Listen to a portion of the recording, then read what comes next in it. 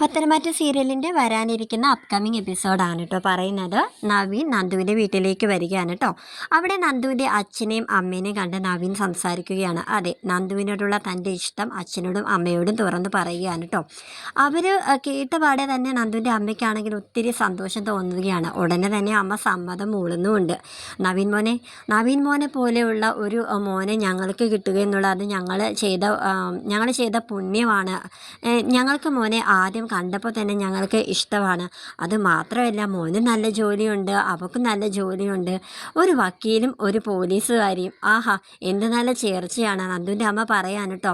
ഉടനെ തന്നെ നന്ദുവിൻ്റെ അച്ഛൻ പറയുന്നുണ്ട്, എന്തൊക്കെയാണെങ്കിലും മോനെ ഞങ്ങൾക്ക് ഇഷ്ടമാണ്, അതൊക്കെ ശരിയാണ്. പക്ഷേ നന്ദുവിൻ്റെ അഭിപ്രായം കൂടെ ഞങ്ങൾ ചോദിച്ചിട്ടേ ഞങ്ങൾ മോനെ വാക്ക് തരുന്നുള്ളൂ എന്ന് അച്ഛൻ പറയുന്നുണ്ട് കേട്ടോ. അപ്പോഴും അമ്മ പറയാണ്, നന്ദുവിൻ്റെ ഇഷ്ടമൊന്നും മോൻ നോക്കണ്ട, ഞങ്ങൾ എന്തായാലും നന്ദുവിനെ പറഞ്ഞ് സമ്മതിപ്പിക്കും എന്ന് പറയാണ്. അപ്പോൾ നവീൻ പറയുന്നുണ്ട്, ഇല്ലമ്മേ, അവളുടെ സമ്മതം കൂടാതെ ഈ വിവാഹം എന്തായാലും നടക്കില്ലല്ലോ. അതുകൊണ്ട് നന്ദുവിൻ്റെ സമ്മതം അറിയാലോ, ഞാൻ ഈ പൈങ്കിളി ചെറുക്കന്മാരെ പോലൊന്നുമല്ല. അതുകൊണ്ടാണ് ഞാൻ സ്ട്രെയിറ്റ് ആയിട്ട് അമ്മയോടും അച്ഛനോടും വന്ന കാര്യം പറഞ്ഞത്. എനിക്ക് നന്ദുവിനോട് ഇതിനെപ്പറ്റി പറയാനായിട്ട് കുറച്ച് ചമ്മലുണ്ടെന്ന് കൂട്ടിക്കോളൂ.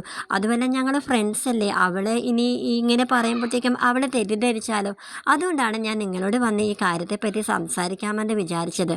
അച്ഛനും അമ്മയ്ക്കും എതിർപ്പൊന്നും ഇല്ലെങ്കിൽ ഞാൻ എൻ്റെ വീട്ടിൽ എൻ്റെ അമ്മയോട് ഇതിനെപ്പറ്റി സീരിയസ് ആയിട്ട് തന്നെ സംസാരിക്കും. അങ്ങനെയാണെങ്കിൽ കാര്യങ്ങൾ എളുപ്പമാകുമല്ലോ. നന്ദുവിനോട് ഇതിനെക്കുറിച്ച് ഒന്ന് സംസാരിക്കണം കേട്ടോ എന്ന് അമ്മയോടും അച്ഛനോടും പറഞ്ഞിട്ട് അവൻ അവിടെ നിന്ന് ഇറങ്ങാൻ കേട്ടോ. അപ്പോൾ നന്ദുവിൻ്റെ അമ്മ അച്ഛനോട് പറയുന്നുണ്ട്, കണ്ടോ അവൻ്റെ മര്യാദ കണ്ടോ, ഇവളിപ്പോഴും ആ അനിയെ മനസ്സിലിട്ടുകൊണ്ട് നടക്കുകയാണ്. ഞാൻ ഇന്ന് അവൾ വരുമ്പോൾ ഇതിനെപ്പറ്റി നല്ലതുപോലെ സംസാരിക്കും. അല്ലെങ്കിലും നവീൻ മോൻ പേരുകെട്ടൊരു വക്കീലല്ലേ എന്നൊക്കെ ഇങ്ങനെ പറയാൻ കേട്ടോ. നന്ദു വീട്ടിൽ വന്നതിന് ശേഷം അച്ഛനും അമ്മയും നന്ദുവിനോട് പറയുന്നുണ്ട്, മോളെ നീ ഒന്ന് പോയി പെട്ടെന്ന് ഫ്രഷ് ആയിട്ട് വാ, ഞങ്ങൾക്ക് നിന്നോട് സീരിയസ് ആയിട്ടൊരു കാര്യം പറയാനുണ്ടെന്ന് ഇങ്ങനെ പറയാൻ കേട്ടോ. അങ്ങനെ നന്ദു പറയുന്നുണ്ട്, എന്താ അച്ഛാ കാര്യം എന്താന്ന് വെച്ചാൽ പറഞ്ഞോ, ഞാൻ ഫ്രഷ് ആകുന്നത് പിന്നെ ആയിക്കോളാം, എന്താ കാര്യം എന്ന് പറയാണ്. വേണ്ട മോളെ, മോള് പോയി ഫ്രഷ് ആയിട്ടൊക്കെ വാന്ന് പറയണം. അങ്ങനെ നന്ദു മുറിയിൽ പോയി കുളിച്ചിട്ടൊക്കെ വരികയാണ് കേട്ടോ. അങ്ങനെ അച്ഛനും അമ്മയും കൂടി അവളുടെ കാര്യങ്ങൾ പറയാണ്. മോനെ, നവീൻ മോൻ ഇന്ന് ഇവിടെ വന്നായിരുന്നു. നവീൻ ചേട്ടൻ വന്നിരുന്നോ? എന്നോട് അതിനെപ്പറ്റി ഒന്നും പറഞ്ഞില്ലല്ലോ എന്ന് പറയാൻ കേട്ടോ. അത് പിന്നെ മോളെ കാണാൻ വേണ്ടിയിട്ടല്ല ഇവിടെ വന്നത്, ഞങ്ങൾ രണ്ടുപേരെയും കാണാനായിട്ടാണ് വന്നത്, ഒരു കാര്യം സംസാരിക്കാൻ. നിങ്ങൾ രണ്ടുപേരെയും കണ്ടിട്ട് എന്ത് പറയാനാ? എന്താ പറഞ്ഞതെന്നിങ്ങനെ ചോദിക്കാൻ കേട്ടോ. അങ്ങനെ അച്ഛനും അമ്മയും നന്ദുവിനോട് ഇഷ്ടമുള്ള കാര്യം ഞങ്ങളോട് തുറന്ന് പറഞ്ഞ കാര്യം, നിങ്ങളുടെ വിവാഹം എങ്ങനെയെങ്കിലും നടത്തി തരണമെന്ന് പറഞ്ഞ കാര്യമൊക്കെ അച്ഛനും അമ്മയും നന്ദുവിനോട് പറയാൻ കേട്ടോ. നന്ദു ഇത് കേട്ടുകൊണ്ടിങ്ങനെ അവൾക്ക് ഒട്ടും വിശ്വസിക്കാനാവുന്നില്ല, നവീനേട്ടൻ ഇങ്ങനെ പറഞ്ഞിട്ടുണ്ടെന്ന്. അങ്ങനെ അവൾ ഷോക്കായിട്ട് ഇങ്ങനെ നിൽക്കുന്നതായിട്ട് കാണിക്കാൻ കേട്ടോ കുറച്ച് നേരം.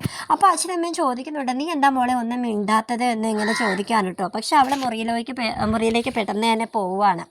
പിന്നെ ഫോൺ എടുത്തിട്ട് അവളുടനെ തന്നെ അനിയനെ വിളിക്കുന്നുണ്ട് കേട്ടോ. അങ്ങനെ നന്ദു അനിയോട് കാര്യം പറയണം, എടാ എനിക്ക് നിന്നോട് സീരിയസ് ആയിട്ടൊരു കാര്യം പറയണം, എനിക്ക് ഇതിപ്പോൾ ഫോണിലൂടെ എങ്കിലും എനിക്ക് നിന്നോട് പറയണം, നേരിട്ട് കാണാനായിട്ട് ഇപ്പോൾ രാത്രി ഒത്തിരി ആയില്ല, അല്ലെങ്കിൽ ഞാനിപ്പോൾ നേരിട്ട് നിന്നോട് വന്ന് പറഞ്ഞേനെ എന്നൊക്കെ പറഞ്ഞ കാര്യങ്ങൾ പറയാൻ കേട്ടോ. അങ്ങനെ അനി ഇത് കേട്ടിട്ട് അനിക്ക് അത്രയ്ക്ക് ഷോക്കൊന്നും അടിക്കാനായിട്ട് തോന്നിയില്ല. കാരണം വേറൊന്നില്ല, അവന് നവീൻ്റെ ഇഷ്ടത്തെക്കുറിച്ചൊക്കെ അറിയാമായിരുന്നല്ലോ. അങ്ങനെ നന്ദു ചോദിക്കുന്നുണ്ട്, നീ എന്താ ഞാൻ ഇത്രയും പറഞ്ഞിട്ട് നീ എന്താ ഞെട്ടാത്തത് ഇങ്ങനെ ചോദിക്കാൻ കേട്ടോ. അങ്ങനെ നവീന നിന്നോട് ഇഷ്ടമുള്ള കാര്യം എനിക്കറിയാമായിരുന്നുള്ള കാര്യം കൂടി നന്ദുവിനോട് അനി പറയുന്നുണ്ട് കേട്ടോ. നീ എന്താ ഇത് ഇത്രയും നാൾ എന്നിൽ നിന്ന് മറച്ചു വെച്ചത്? എനിക്ക് ഒരു സൂചന തരാമായിരുന്നില്ലേ? അങ്ങനെ ആയിരുന്നെങ്കിൽ നവീനേട്ടൻ എന്നെ ഇടയ്ക്കിടയ്ക്ക് വിളിക്കുന്നത് പോലെ ഞാനത് ഒഴിവാക്കിയേനെ. നവീനേട്ടൻ വിളിക്കുമ്പോഴത്തേക്ക് ഞാൻ എടുക്കാതിരുന്നേനെന്നൊക്കെ നന്ദു പറയാണ്.